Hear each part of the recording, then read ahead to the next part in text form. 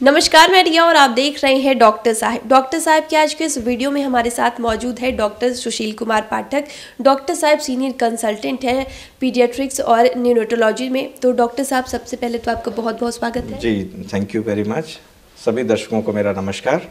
Doctor साहब, अगर हम देखिए कि बच्चों में दस्त की समस्या आम बात है। अगर पतला दस्त होता है तो पहले कारण से स्टार्ट करें तो कारण क्या हो सकता है? देखिए, पहले तो ये समझना है कि जो दस्त हो रहा है तो कारण तो आपके अनगिनत हैं। जैसे वायरल डायरिया हो सकता है, इन्फेक्टिव डायरिया हो सकता है, ठीक है।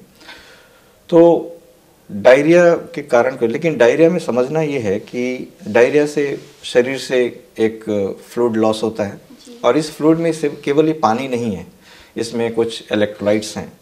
सो डायरिया को आपको ये देखना है कि डायरिया में जो फ्लूइड लॉस हो रहा है दैट इज़ इम्पॉर्टेंट।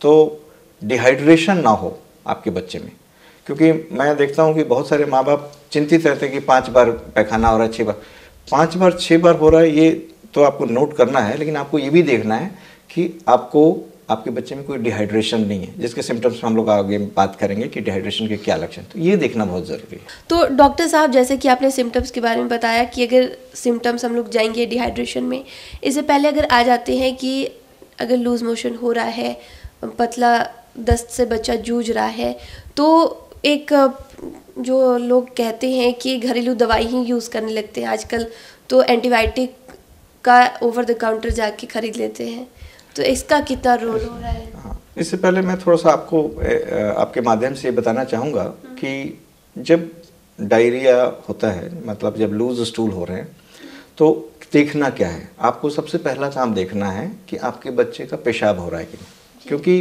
पेशाब यदि हो रहा है इसका मतलब शरीर में जो फ्लूइड का स्टेटस है, मतलब फ्लूइड की मात्रा है, वो ठीक है।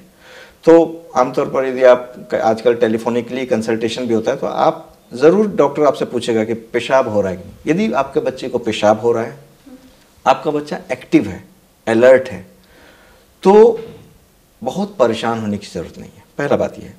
लेकिन यदि आपके बच्चे को पेशाब नहीं हो रहा, बच्चा सुस्त हो रहा है, तो ऐसे कंडीशन में आपको नज़दीकी हॉस्पिटल में अपने डॉक्टर से मिलना है, एक बात। दूसरा है कि घरेलू उपचार, मतलब इसको थोड़ा सा ज़्यादा क्लेरिफाई किया जाए तो कुछ चीज़ें आपके घर में रहनी चाहिए। जैसे यदि लूज स्टूल हो रहा है तो ORS, जो WHO के द्वारा प्रिस्क्राइब ORS है, वो आपके घर में रहना चाहिए।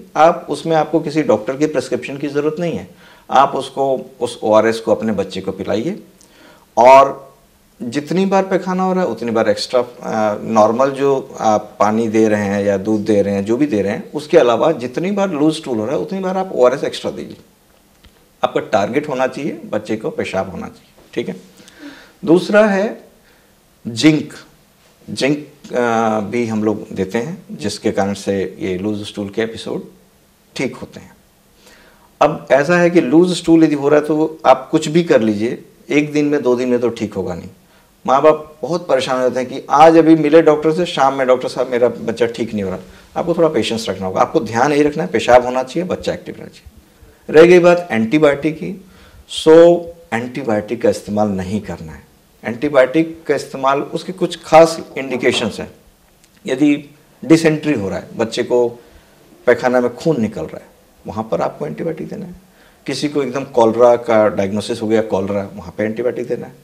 या कोई बच्चा कुपोषित है, मालन्यूरिश्ड है, उसकी इम्यूनिटी कम है, वहाँ पर आप एंटीबायोटिक दीजिए। लेकिन इन जनरल आपको एंटीबायोटिक शुरुआत नहीं करनी है। आपको मेरा ये स्ट्रॉन्ग मैसेज है, आप ORS दीजिए, जिंक दीजिए और अपने बच्चे का एक्टिविटी और उसके यूरिन आउटपुट को मॉनिटर कीजिए, थोड़ा समय दीजिए। और यदि पेशाब कम हो रहा है, सुस्त हो रहा है बच्चा, आप उसके बच्चे की जीभ देख सकते हैं। यदि जीभ सूख रही है तो इससे एक आइडिया लग जाएगा कि आपके बच्चे के शरीर में पानी की कमी हो रही है। इन सारी चीज़ों को, बेसिक बातों को ध्यान में रखते हुए आप अपने डॉक्टर्स के संपर्क में रहिए और जैसा वो बताएं वैसा कीजिए। घरेलू तौर पे जैसा कि आपने बताया कि बच्चा है, ORS रखना चाहिए। ऐसे में अगर गलती की पूछ ले तो अगर गलतियों पे आ जाते हैं बच्चे, आजकल कुछ ज़्यादा ही खान पान का जो उनका डाइट है वो बिगड़ चुका है, तो इसमें वो गलती क्या है? नहीं, गलती मतलब जैसे कि यदि कोई बाहर का खाना खा रहे हैं तो इन्फेक्शन लग सकता है। जैसे मान लीजिए आप कोई आप ऐसा चीज़ खाएं जिसके कारण से लूज स्टूल हो जाए इन्फेक्टिव, तो वो तो अलग बात है। तो हैंड वॉश और बाहर का खाना, हैंड वॉश करना है और बाहर का खाना नहीं खाना है, ये तो बेसिक बात है। मैं आपको इन जनरल बता रहा हूँ कि आपने कुछ गलत नहीं किया फिर भी लूज स्टूल हो रहा है, उसमें आपको क्या करना है, ठीक है। एक दो चीज़ मैं ज़रूर बोलूँगा, कुछ लोग अब उस समय जूस पिलाने लगते हैं, कुछ लोग उसमें तो ये जो कार्बोनेटेड ड्रिंक्स हैं, शरबत है, ये मीठी चीज़ें, इसको अवॉइड करना है। तो आपको यदि पूछा जाए कि क्या देना है, तो आप ORS दीजिए, नारियल पानी दीजिए, सादा पानी दीजिए, लेकिन ये जो कार्बोनेटेड ड्रिंक्स हैं, जूस हैं, इसको अवॉइड करना है।